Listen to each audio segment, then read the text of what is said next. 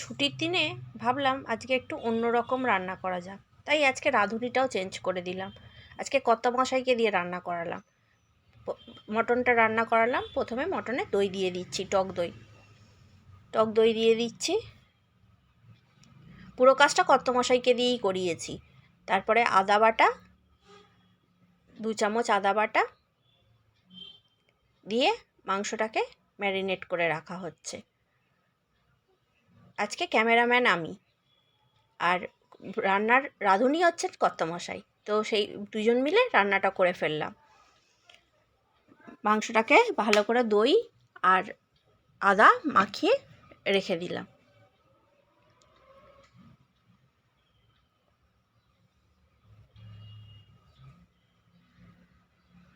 আলুগুলোকে তার মাঝখানে ছাড়িয়ে নিয়েছি।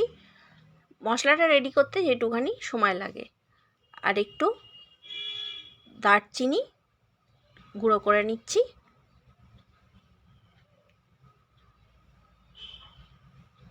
রসুনগুলোকে একটু ঠুকে নিতে হবে। রসুনগুলো এখানে আমি পেস্ট বানিয়ে দিচ্ছি না, জাস্ট একটু ঠুকে গোটা গোটাই দেওয়া হচ্ছে।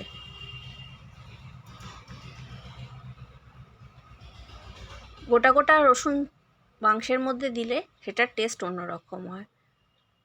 রসুনটা থেতো করা হয়ে গেছে।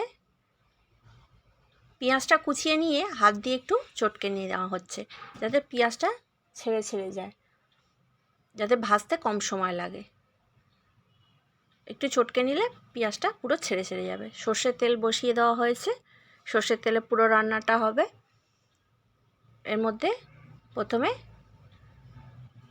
দারচিনি ফোড়ন দেওয়া হচ্ছে। দারচিনি ফোড়ন দিয়ে তার মধ্যে পেঁয়াজ দিয়ে দেওয়া হচ্ছে।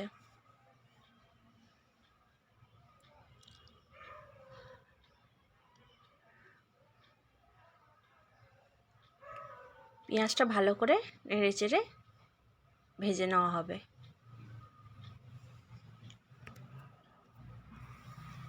এর মধ্যে নুন, পরিমাণ মতো নুন দিয়ে পেঁয়াজটাকে ভেজে নেওয়া হবে।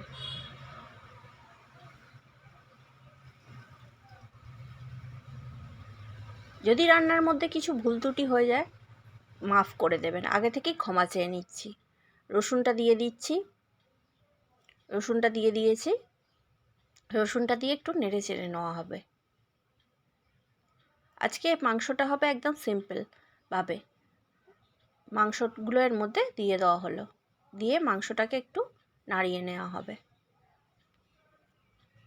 ছুটির দিনে যাতে বেশি কষ্ট না করে অল্প সময়ের মধ্যে ঝটপট রান্নাটা করা যায়, সেই জন্য এই রেসিপি। ঝটপট রান্নাটা হয়ে গেলে ছুটির দিনটা একটু আমেজ করে কাটানো যায়। মাংসটা কষানো হচ্ছে, একটু তেল ছেড়ে দিয়েছে, আর একটু নাড়িয়ে নেওয়া হবে। আর কিছুক্ষণ 5-7 মিনিট কষালেই হয়ে যাবে।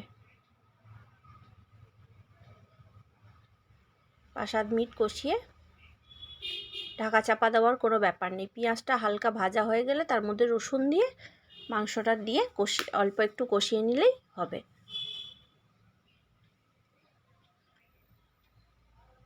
আর এটা খুব কম মশলার দিয়ে রান্না হচ্ছে। টমেটো দিয়ে দেওয়া হচ্ছে।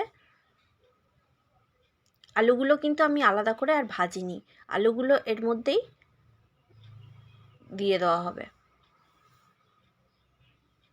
এর মধ্যে দিয়েই কষিয়ে নেওয়া হবে। আলুগুলো দিয়ে দেওয়া হচ্ছে। আমাদের বাড়িতে ছুটির দিনে এরকম হালকা পাতলা মাঝে মধ্যে মাংস রান্না হয়। মাংসটার সঙ্গে আলুটা একটু কষিয়ে নিতে হবে।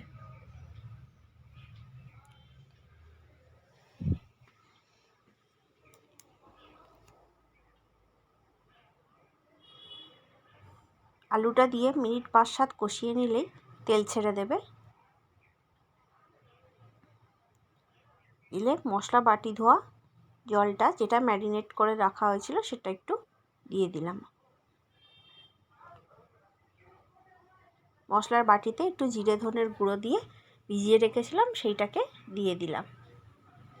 আর অল্প একটু আদা বাটা দিচ্ছি,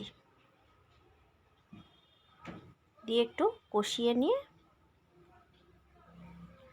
1 চামচ জিরে আর 1 চামচ ধনে গুঁড়ো ভিজিয়ে রেখেছিলাম মশলার বাটিতে, যে বাটিটায় মাংস ম্যারিনেট করেছিলাম সেই বাটিতে, সেটাই দিয়ে দিয়েছি।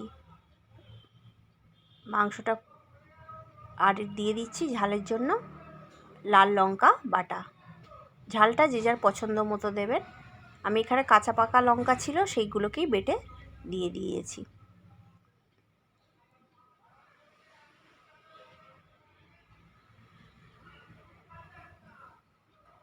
মাংসটা কষানো হয়ে গেছে, এবার এতে পরিমাণ মতো জল দিয়ে দেওয়া হবে। এবার এটাকে একটু নাড়িয়ে চাড়িয়ে প্রেসার কুকারে পরিমাণ মতো নুন দিয়ে প্রেসার কুকারে দিয়ে দেওয়া হবে।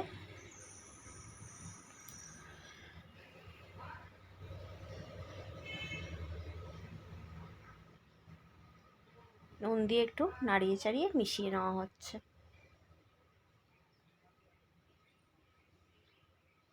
এই সময় নুন ঝালটা একটু টেস্ট করে নেবেন, কারণ প্রেসার কুকারে একবার দিয়ে দিলে তখন তার টেস্ট করা যাবে না। আর জলের পরিমাণটা অনুযায়ী নুনটা দেবেন। আলুর মধ্যে যেহেতু নুন দেওয়া হয়নি, আলুটা ভাজা হয়নি, সেই জন্য আলুর মধ্যে একটু নুনটা টানবে, সেই জন্য নুনটা একটু বেশি দেবেন। মাংসটা কষানো হয়ে গেছে, 10-15 মিনিট কষালেই মাংসটার কালারটা চেঞ্জ হয়ে যাবে। এবার এটাকে প্রেসার কুকারের মধ্যে দিয়ে দেব।